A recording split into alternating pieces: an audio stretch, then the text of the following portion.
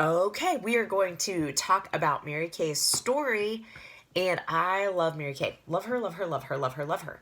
And this is her story. And I learned this story by reading her autobiography that comes in your starter kit, and also just talking to other people about her, which is just a huge privilege. And she was funny, sassy, like like just loved people hard, but also really held them to task.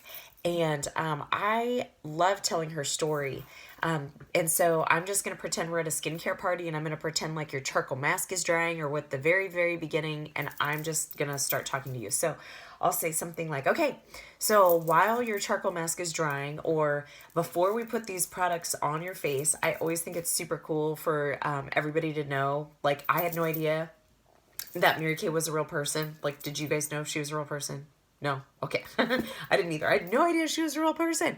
And so it's pretty cool because I always think it's really fun to know where these products came from, because this was a total accident. This was never her plan. And it's just pretty cool to know how it comes to be on your face today. So the quick little story about her was she was from Dallas, Texas, and she was super tiny. She was only 4'11", so just tiny little thing. And she was married to this man who she thought was the love of her life, and they had 3 children together. And one day he came home and he said, well, Mary Kay, I don't love you anymore, and I'm in love with someone else. And so I'm going to go ahead and take off, and I hope you have a great life. And so he just took off and left her. And all of a sudden she had 3 kids, no job, no child support, and the rug was basically pulled out from under her. And so obviously she had to go get in the workforce. And, this was back in the day where women were stay at home moms, and women really were not in the workforce. And so it's so interesting because she worked for mainly this one company. She worked with, I think, a couple, but it was this one company mainly for this stretch for 25 years. And in this 25-year span, she was the trainer for the company. So basically, she was training all the men who were coming into the company, and she, for 25 years, was watching them get promoted past her. And in that whole time span, she never once got a raise, and she never once got a promotion. And she would talk to her boss about it, and he would say, well, Mary Kay, I don't know what you want me to do. All these men have families to support. And she was just like, I do too. And he just never really got it. It just wasn't the way things were done. And so I just can't imagine doing the same thing and literally being the trainer for this company and never getting promoted and never once making a penny more from the day you started. It's crazy. And so, anyway, through this long process, she just really felt like God put her on the planet to do something more. And she just wasn't really, she just wasn't she just knew she wasn't where she was supposed to be. And so she actually retired. And one night she was sitting down at her kitchen table with just paper and a pen. And she was just reflecting on her experience. And she was just like, you know what? I wonder what I would have done differently if I had been the one in charge. And she was just sitting there at her table, and she just started writing all these ideas, like this would have been important, and I would have done this, and this would have been of value, and all that. And she got done and she was looking at it and she was like, wow, this would be an amazing opportunity for women. I mean, this would be a huge opportunity for us as just females. And she got to thinking about it more and more, and she was like, I wonder if I could create something that could be for the sake and the benefit of women that doesn't exist, an opportunity that doesn't exist but would be a game changer for women. And so that's how she came up with the idea of the products, because, this is such a relationship business, and, really we're just, like, it's powerful being all together, and she wanted that for the sake of each other. And so anyway, she created the product because that was going to be a relationship business. And so through this long process, she got remarried, and her husband, she got remarried, and her husband was going to help her launch the company. And it was a month to the day before they were going to launch it. They were sitting down having breakfast together, and all of a sudden he had this massive heart attack, and he just fell over and he died right in front of her on the breakfast table. And when that happened, all the lawyers, all the bankers, all the investors, everybody who had already been lined up to help her launch her company pulled out because they were like, I'm sorry, Mary Kay, but women don't own their own company. And we can't back you. And if you move forward with this, you're going to lose everything. And I cannot imagine literally having to decide if you're going to move forward with something, except now it's going to be every last penny you have. And that's huge. And, she still felt very called that this was what she was supposed to do.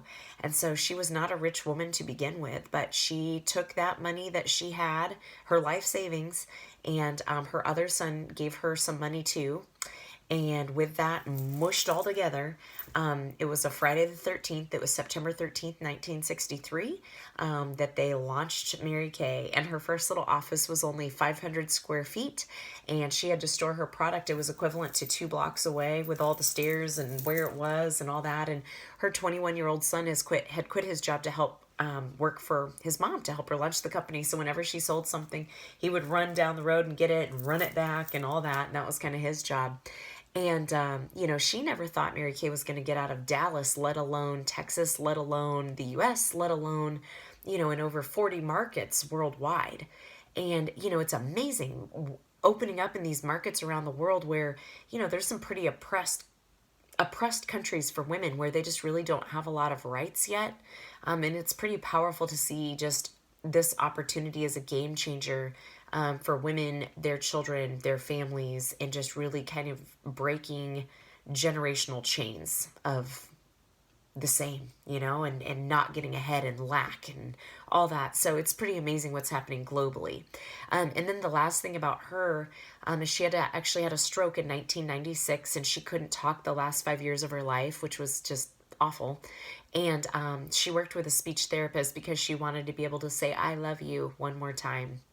And she practiced mouthing the words over and over. And she came out on our seminar stage, which is our big event in Dallas every summer.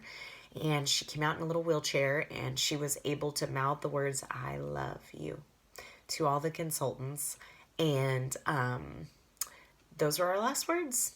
And she passed away on Thanksgiving Day, 2001, and with her family around her. And since then, she was ranked the most inspirational woman of last century, with Oprah being number 2. And I had no idea she was a real woman. And I am extremely grateful for her because she has changed my life. I don't always cry, but sometimes I do. And I think it's crazy because to be telling the same story for 13 years and to get choked up about it, it's incredible, you guys. God. And what she has done for the sake of women. And she started the Mary Kay Ash Foundation because she had lost a husband to cancer, and she had lost several of her friends in this company to cancer. And she was just like, you know what? I'm over it. I'm over it. And she just went out and started raising money, and she was determined to find the end of cure for cancers affecting women. And then right after that, the other piece she was seeing with the sales force was domestic violence. And she was like, we're not having this. And so the 2 causes that Mary Kay stands for is ending domestic violence against women and children, and also cancers affecting women. And to date, a little over, that was since 1996, we've raised over $75 million for those 2 causes. And every state, every year, multiple crisis centers get grants from Mary Kay, $20,000 grants, and hospitals, researchers around the U.S. are getting money every year from Mary Kay. And so our causes are huge and they run deep. And then the last thing that I think is pretty cool is the environmental stuff. And we have what's called the Pink Doing Green program. And that is we're one of the most environmentally sustainable companies. We don't test on animals. And for all of our flip top caps and also these makeup cases, for every 10 we get back, they plant a tree in a national forest. And we actually have planted our 1 millionth tree in the research and development facility in Dallas. And that's pretty amazing. And so it's a partnership with the Arbor Day Foundation and all that. So as you're sitting here, your mask is drying. I just want you to know the heart of what we do and who we are, because this is a company that was never founded for the sake of lipstick.